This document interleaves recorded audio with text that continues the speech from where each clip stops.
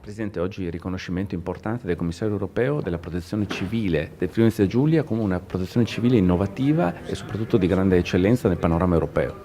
Sì, penso che questo sia una best practice a livello internazionale.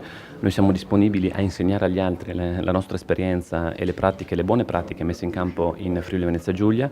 Devo dire che lo stesso commissario europeo ha certificato che la nostra protezione civile, la tecnologia a disposizione della protezione civile, ma soprattutto i volontari che in modo gratuito si mettono a disposizione della propria comunità sono un'eccellenza internazionale e nemmeno degli stati, non delle regioni, hanno un livello così elevato di protezione civile, quindi ne siamo orgogliosi.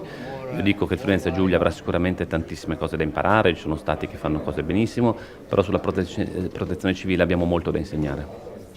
Vice Governatore Riccardi, oggi riconoscimento importante da parte del Commissario europeo della protezione civile regionale come una protezione civile d'eccellenza sul piano europeo.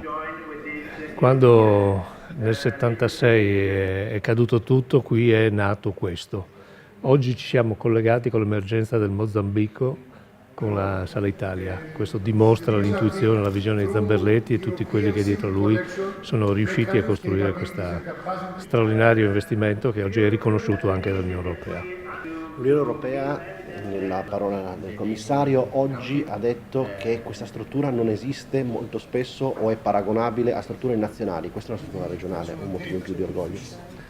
Beh, un grande orgoglio del Friuli Venezia Giulia che crede di essere uno dei modelli più significativi di questo Paese nella protezione civile. Grazie mille.